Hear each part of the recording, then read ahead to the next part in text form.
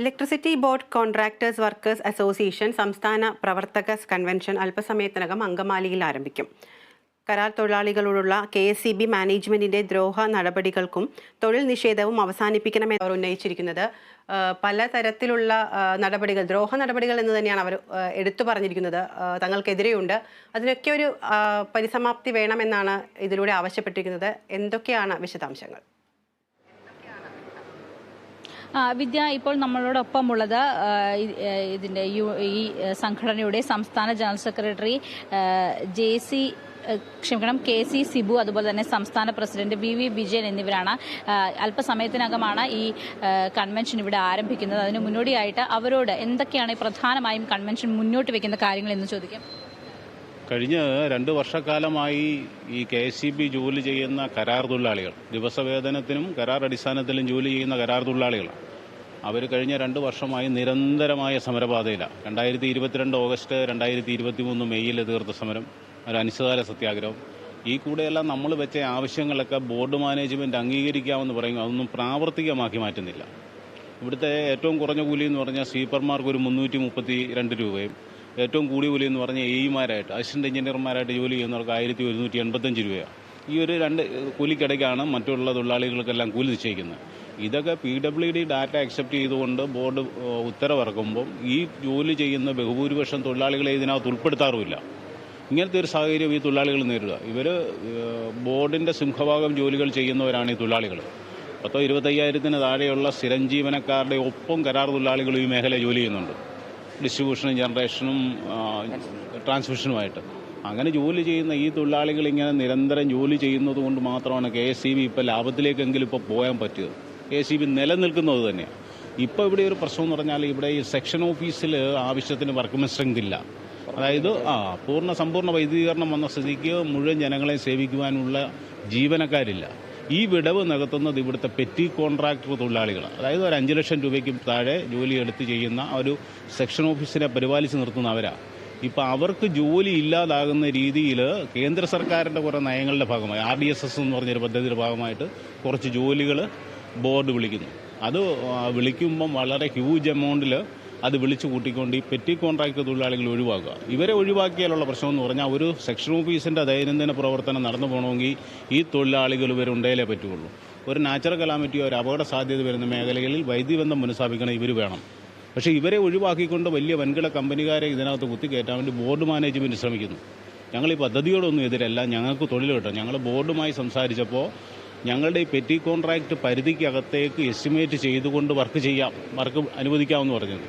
അതിനെയൊക്കെ കാറ്റിപ്പറത്തിക്കൊണ്ട് പ്രാദേശിക മേഖലയിലെ എക്സിക്യൂട്ടീവ് എഞ്ചിനീയർമാരും ഈ പ്രൊഡക്ഷൻ എക്സിക്യൂട്ടീവ് എഞ്ചിനീയർമാരും സമീപനം സ്വീകരിക്കുന്നു. അതുപോലെ തന്നെ ബോർഡിൻ്റെ ഉത്തരവില്ലാത്ത പല നിയമങ്ങളും കരാർ തൊഴിലാളികളുടെ മേൽ അടിച്ചേൽപ്പിക്കുന്നു. ഇതൊക്കെ ഈ മേഖല നേരിടുന്ന, ഈ തൊഴിലാളികൾ നേരിടുന്നൊരു പ്രശ്നമാണ്. അപ്പോൾ നിങ്ങൾക്ക് തന്നെ അറിയാം, ഈ കൺവെൻഷനകത്ത് സംസ്ഥാനത്തു നിന്നുള്ള 4 ഒരു ജില്ലയിൽ നിന്ന് 5 6 പ്രതിനിധികളൊക്കെയാണ് പങ്കെടുക്കുന്നത്. ഇവിടുന്ന് ഇപ്പോൾ എറണാകുളം ജില്ലയിൽ കഴിഞ്ഞ ഈ ജനുവരി മാസം 1-ാം തീയതി മുതൽ ശക്തമായ സമരം നടന്നു. ഇവർക്ക് പിടിച്ചു നിൽക്കാൻ പറ്റിയില്ല. ഞങ്ങൾ പറഞ്ഞ ഡിമാൻഡുകളെല്ലാം അംഗീകരിച്ചുകൊണ്ട് ഞങ്ങളുടെ കൂടെ നിന്നുകൊണ്ട് ഞങ്ങൾ സമരം പിൻവലിച്ചു കഴിഞ്ഞിട്ടും തൊഴിലാളികളെ ആക്രമിക്കുന്ന രീതിയിലേക്ക് കാര്യങ്ങൾ പോകുന്നു. ജോലി ചെയ്ത് ജീവിക്കുവാനുള്ള അവകാശം സംരക്ഷിക്കുക എന്നല്ല. ഞങ്ങൾക്ക് ഈ ബോർഡിൻ്റെ കരാർ എന്നൊന്നും ഞങ്ങൾക്കെതിരല്ല. പക്ഷേ ഞങ്ങൾ ജോലി ചെയ്യുമ്പോൾ ഞങ്ങൾക്ക് മതിയായ കൂലി കിട്ടണ്ടേ? ഒരു മീറ്റർ റീഡർ ജോലി ചെയ്യുമെന്ന് പറഞ്ഞാൽ 650 രൂപയ്ക്ക്, അല്ലെങ്കിൽ ഒരു പെറ്റി കോൺട്രാക്ടർ ജോലി ചെയ്യുമ്പോൾ അയാളുടെ തൊഴിലാളിക്ക് കൊടുക്കുന്ന 1300-1500 രൂപ. ബോർഡ് ഒരു വർക്കർക്ക് നിശ്ചയിച്ചിരിക്കുന്ന കൂലി 675 രൂപ. ഈ 675 1500 തമ്മിലുള്ള അന്തരം കണ്ടോ? ഒരു പെറ്റി കോൺട്രാക്ടർ ഈ മേഖലയെ പിടിച്ചു നിർത്താൻ വേണ്ടിയാണ് അത്രയും കൂലി കൊടുത്തുകൊണ്ട് കാര്യങ്ങൾ ചെയ്യുന്നത്. ബോർഡിന് ഇതൊന്നും മനസ്സിലാവുന്നില്ല. ഇവർ ഓഫീസർമാർ കസേരയിലിരുന്ന് അവരുടെ വിചാരം ഇതെല്ലാം ഇവർ ഞങ്ങളുടെ അടിമകളാണെന്നുള്ള ഒരു രീതിയിലേക്ക് പോകും. ഇനി എന്തെങ്കിലും തരത്തിലുള്ള സമരങ്ങൾ ഞങ്ങളിപ്പോൾ കഴിഞ്ഞ ഏപ്രിൽ മാസം 24 മുതൽ മെയ് 9 വരെ 13 ഡിമാൻഡ് വെച്ചുകൊണ്ട് അനിശ്ചിതകാല സത്യാഗ്രഹം ബോർഡ് ആസ്ഥാനത്തിന് മുമ്പ് നടത്തി.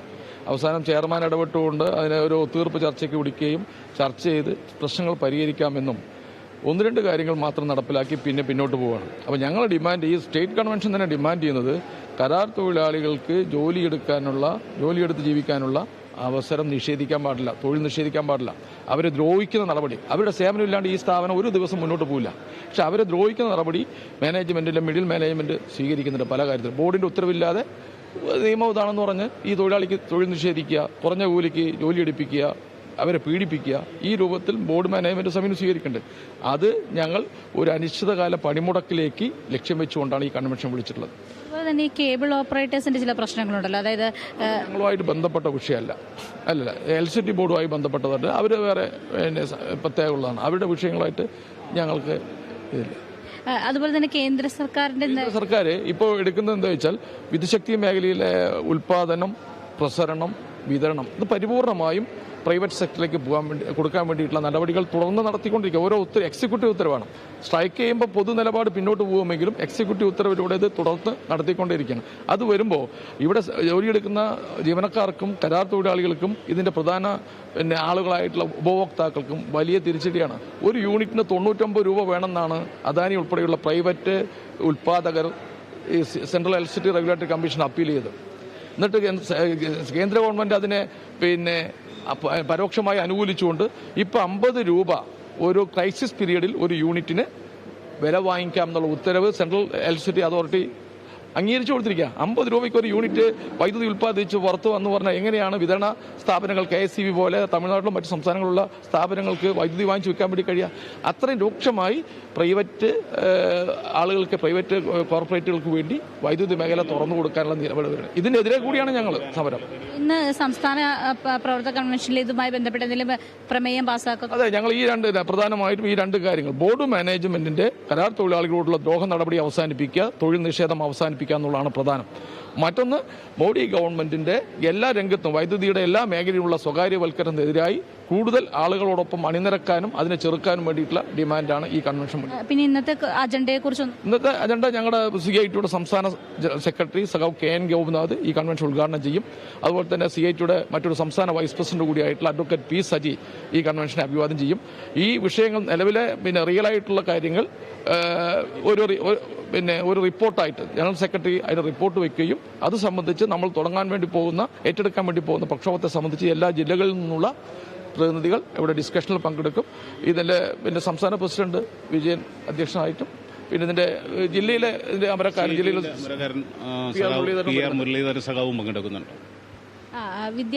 ഇതാണ് ഇവിടെ നിന്നും നൽകാനുള്ള വിവരങ്ങൾ. അല്പസമയത്തിനകമാണ് ഈ കൺവെൻഷൻ ആരംഭിക്കുക. എന്തായാലും എല്ലാവരും ഇവിടെ എത്തിച്ചേർന്നിട്ടുണ്ട്. അതിൻ്റെ രജിസ്ട്രേഷൻ നടപടികളും മറ്റും ആരംഭിച്ചിരിക്കുകയാണ്, അത് നടന്നുകൊണ്ടിരിക്കുകയാണ്. എന്തായാലും ഇത്തരത്തിലുള്ള കരാർ തൊഴിലാളികളുമായി ബന്ധപ്പെട്ട, അവരുടെ തൊഴിൽ നിഷേധവുമായി ബന്ധപ്പെട്ട ചില കാര്യങ്ങൾ, അതുമായി ബന്ധപ്പെട്ട തീരുമാനങ്ങൾ, അതിനെതിരെയാണ് ഈ ഇന്നത്തെ കൺവെൻഷൻ പ്രധാനമായും ചർച്ചകൾ നടത്തുക. വിദ്യ. ശരി Aswathy. Electricity board contract workers association സംസ്ഥാന പ്രവർത്തക കൺവെൻഷൻ അല്പസമയത്തിനകം അങ്കമാലിയിൽ ആരംഭിക്കും. കരാർ തൊഴിലാളികളുള്ള KSEB മാനേജ്മെന്റിന്റെ ദ്രോഹ നടപടികളും തൊഴിൽ നിഷേധവും അവസാനിപ്പിക്കണമെന്നതാണ് പ്രധാന ആവശ്യം കൺവെൻഷന്റെ. വിശദാംശങ്ങളുമായി ചേർന്നത് AT അശ്വതിയാണ്.